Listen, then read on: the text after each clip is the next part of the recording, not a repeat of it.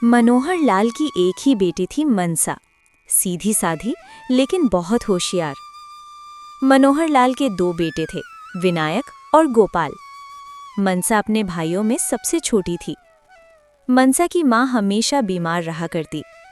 जैसे जैसे समय बीतता गया, सभी बच्चे बड़े होने लगे।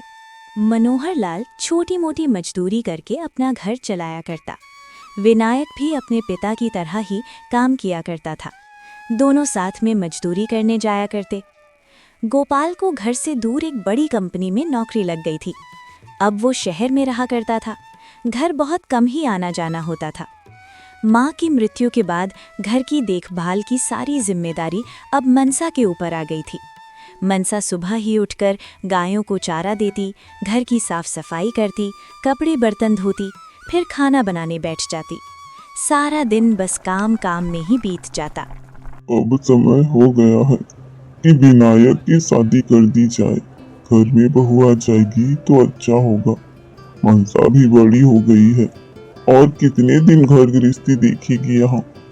मेरी नजर में एक लड़की है, आप बोलो तो बात चलाऊं। भाई, ये तो अच्छा रहेगा। विनायक की धूमधाम से शादी हो जाती है। घर में एक नया सदस्य आ जाता है। शुरू में सब अच्छा रहता है। दोनों बहनों की तरह रहते हैं, साथ में मिलकर घर का काम करते हैं। कोई काम अगर मनसा को करनी है तो मनसा की भाभी पहले ही वो काम कर दिया करती। आप रहने दीजिए भाभी, मैं बर्तन धो लूंगी। नहीं बहन, मैं धो लेती हूँ, तुम परेशान मत हो। थोड़ी सी ही है बस, मैं कर लूंगी। परिवार में हंसी खुशी का माहौल बना रहता है, लेकिन विनायक मनसा को पहले की तरह स्नेह नहीं करता और न ही अब मनसा से पहले की तरह बातें करता। अब मनसा की शादी की उम्र हो गई थी। जल्द ही एक हर्षित नाम के लड़के से उसकी शादी हो जाती है।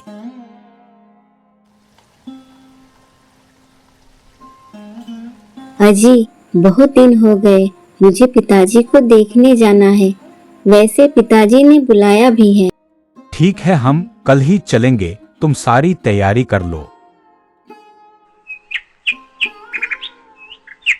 अगले दिन मनसा और हर्षित अपने पिता के यहाँ आते हैं। मनसा को देखकर उसकी भाभी थोड़ी नाखुश होती है। कैसी हो भाभी? मनसा की भाभी नाक सिकोड़ते हुए बोलती है, ठीक हूँ। इतना कहकर वो मुंह बनाकर वहां से चली जाती हैं। मनसा और उसका पति बस देखते ही रह जाते हैं। पिताजी, कैसे हैं आप? अरे बिटिया और दामाद जी, कैसे हैं आप? मैं ठीक हूँ पिताजी। अरे तुम सब बैठो, मुंह हाथ धोकर चाय पानी पियो। कितने दिन हो गए पिताजी आपको देखे हुए। हाँ बिटिया, मुझे भी तेरी बहुत याद आती है, लेकिन बेटियों को तो विदा करना ही होता है एक दिन। बातों ही बातों में शाम ढलकर रात हो जाती है। रात के खाने का समय हो चुका था। सभी को खाने के लिए बुलाया जाता है। खाना बन गया है, किनको किनको खाना है बोलिए। बहू, पहले दामाद जी और मनसा को बैठाओ, फिर हम सब खा लेंगे। भाभी, सब एक साथ खाएंगे। चलिए, मैं आपकी मदद कर देती हूँ। मनसा और उसकी भाभी सभी को खाना परोसती है। लेकिन ये क्या, आज पहली बार दामाद जी घर आए थे और खाने में बस साधारण सी भोजन थी, रोटी और दाल। कोई खास व्यंजन नहीं बनाया गया था। ये क्या बहू, आज तो कुछ अच्छा सा बनाना चाहिए था ना। छोले पूरी, दामाद जी पहली बार आए हैं। नहीं नहीं पिताजी, ठीक है, परेशान होने की कोई बात नहीं है। ये भी तो खाना है ना, इतना ही बहुत है। सभी चुपचाप खाना खाने लगते हैं। घर में सारे सामान है, कभी किसी चीज की कमी नहीं होने दी मैंने, लेकिन आज बहू ने अच्छा नहीं किया। दामाद जी के सामने सिर झुका दिया मेरा। क्या सोचेंगे दामाद जी और मनसा? आखिर बहू को ये अचानक हो क्या गया है? रात को सभी खाना खाकर सो गए। अगली सुबह, भाभी दीजिए, मैं रोटी बना देती हूँ। हाँ ठीक है, और थोड़ी सब्जी भी बना देना, मैं नहाने जा रही हूँ। मनसा लाओ, मैं तुम्हारी मदद कर देता हूँ। नहीं जी, आप बैठिए ना आराम से, मैं कर लूंगी। नहीं मनसा, मुझे दो, मुझे तुमसे ज्यादा अच्छी सब्जी बनानी आती है। अरे मनसा, कल ही आई हो तुम ससुराल से और आते ही काम में लग गई। ये सब छोड़ो, और ये क्या, तुमने तो दामाद जी को भी लगा दिया। तुम्हारी भाभी कहाँ है? पिताजी, भाभी नहाने गई है। मैंने सोचा थोड़ी मदद हो जाएगी, काम तो मिलजुल कर ही किया जाता है ना।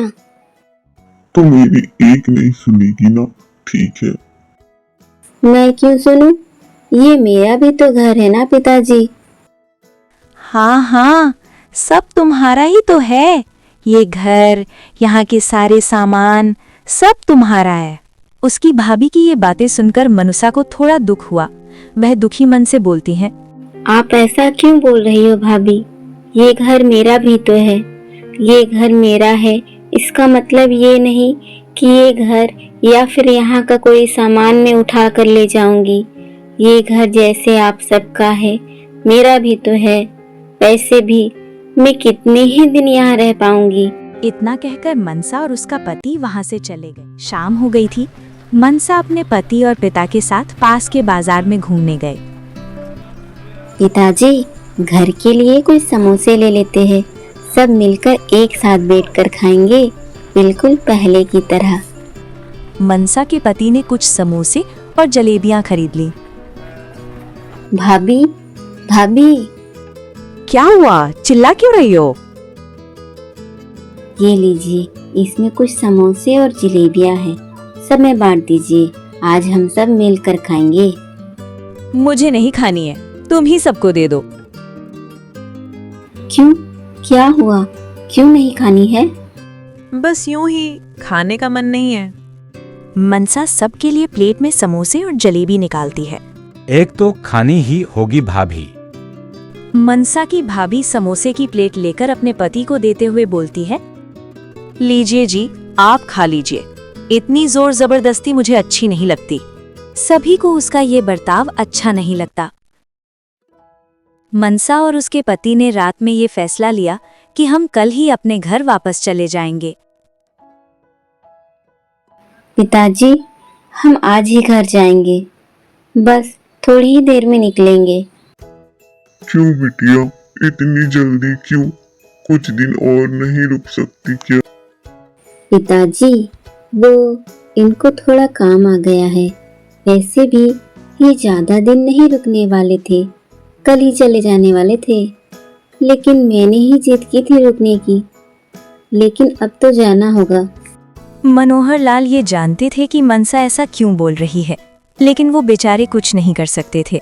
बेमन से उन्होंने कहा, ठीक है बिटिया, अगर दामाद जी को काम है तो चली जाना, लेकिन जल्दी वापस आना। ये घर तुम्हारा इंतजार करेगा, और मैं भी। दुखी मन से मनसा विदा लेती है। मनोहर लाल उदास मन से बस मनसा को जाते हुए देखता रहता है। काश आज मनसा की माँ जीवित होती तो शायद ये दिन नहीं देखने होते। दामाद जी को कितना बुरा लगा होगा। आज मनसा की माँ होती तो दामाद जी का स्वागत सत्कार कुछ और ही होता। समय का पहिया अपनी गति से घूमता रहा। कुछ वर्षों बाद खबर आई कि उसके भाई को बेटा हुआ है। मनसा अपने भतीजे को देखने के लिए बहुत उत्साहित हुई। अजी, मैं बुआ बन गई हूँ। अरे ये तो बहुत अच्छी खबर है। अब तो मुझे जल्दी से अपने भतीजे को गोद में उठाना है। एक काम करते हैं, हम कल ही जाएंगे पिताजी के घर। वो सब तो ठीक है, लेकिन मैं नहीं जा सकता। मुझे थोड़ा काम है, लेकिन तुम चली जाना। वैसे भी ज्यादा दूर नहीं है तुम्हारा घर। अगले सुबह ही घर का सारा काम करके मनसा तैयार हो जाती है।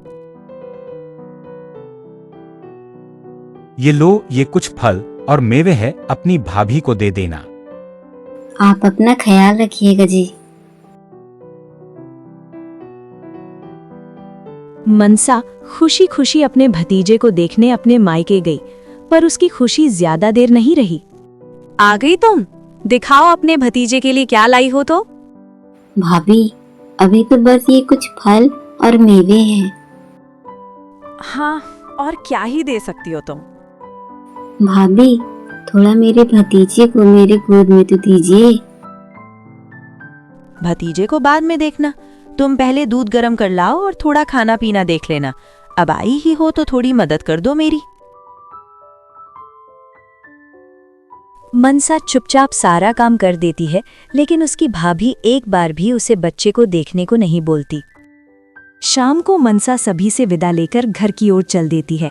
रास्ते में वो सोचती है, सारा दिन निकल गया, मैंने तो एक बार भी अपने भतीजे को गोद में नहीं उठाया।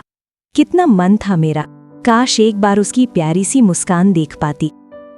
मनसा का पति जब उसके मुरझाए हुए चेहरे को देखता है तो बोलता है, क्या हुआ मनसा, वहाँ सब ठीक है ना? तुम्हारा मुंह इतना क्यों उतरा हुआ है? हाँ जी, सब ठीक है। तो फिर इतनी उदासी क्यों? बस अपने भतीजे को गोद न ले सकी। बस इतनी सी बात? कोई बात नहीं, अगली बार मुंह जूठी में भतीजे के साथ अच्छे से समय बिताना।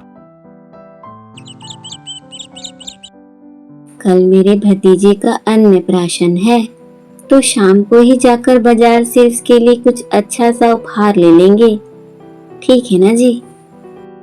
हाँ हाँ, क्यों नहीं, एक ही तो भतीजा है। अगर उपहार ना खरीद दूं तो उसकी बुआ तो मुझसे मुंह फुलाए बैठ जाएगी, ये मैं नहीं देख सकता। दोनों खिलखिलाकर हंसने लगते हैं। धीरे धीरे शाम होने लगी थी, लेकिन अन्नप्राशन की निमंत्रण अभी तक नहीं आई। ओ जी, भैया ने अभी तक निमंत्रण नहीं भेजा। वो हमें भूल तो नहीं गए? सुनो मनसा, अगर निमंत्रण नहीं मिलेगा तो हम वहाँ नहीं जा सकते, बुरा मत मानना, लेकिन जहाँ बुलाया नहीं जाए वहाँ जाना नहीं चाहिए। पर वो मेरा मायके है, हो सकता है दिमाग से निकल गया हो। नहीं मनसा, दुख में नहीं बुलाने पर भी जाना चाहिए, लेकिन सुख और खुशी में अगर ना बुलाया जाए तो कभी नहीं जाना चाहिए, भले ही वो अपना घर ही क्यों ना हो। मनसा का मन उदास हो जाता है, लेकिन अपने पति की बात उसे सही लगी, इसलिए वो कुछ बोल ना सकी। अगली सुबह भी मनसा राह देखती रही, शायद कोई बुलावा आए, लेकिन ऐसा कुछ नहीं हुआ। कई महीने बीत गए। अब मनसा अपने मायके बहुत कम जाने लगी। एक बार उसके पिता की तबीयत खराब थी। ऐसी खबर सुनते ही वो दौड़ी अपने पिता के घर गई।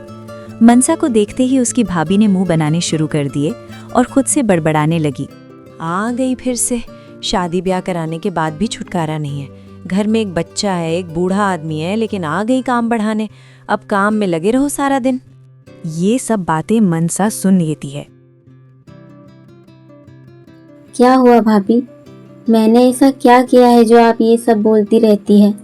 क्या मैं यहाँ आकर कुछ नहीं करती, या क्या अब शादी के बाद मैं यहाँ आ भी नहीं सकती? आप ऐसा क्यों बोलती रहती हो हमेशा?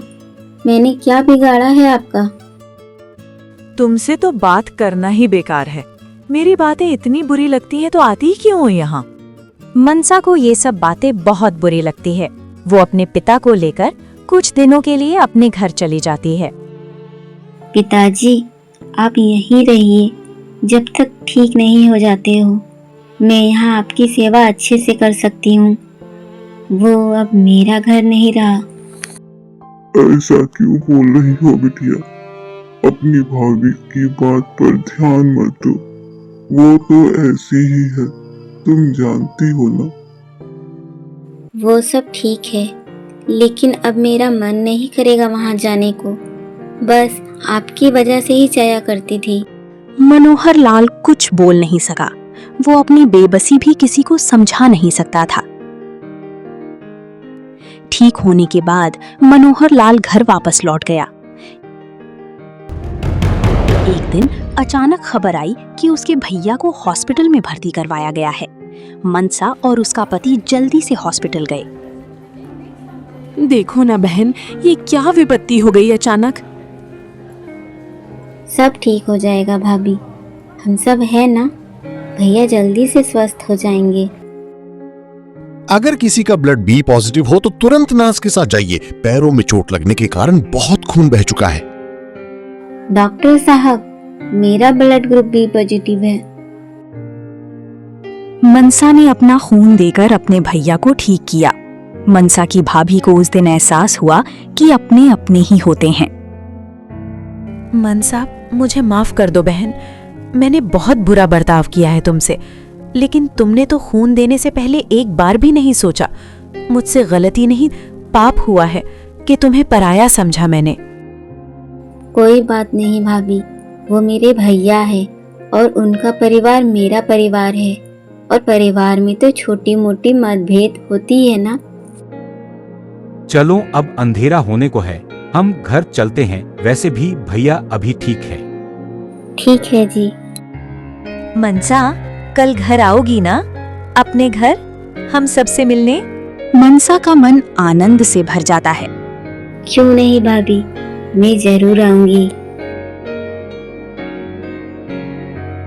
अगले दिन मनसा वही उपहार लेकर अपने भतीजे को देती है जो उसने अन्नप्राशन में खरीदी थी। अरे इसकी क्या जरूरत थी मनसा? क्यों भाभी, ये मेरा भतीजा है ना। हाँ हाँ, क्यों नहीं, बुआ का लाडला बनेगा ये। सभी खिलखिलाकर हंस पड़ी।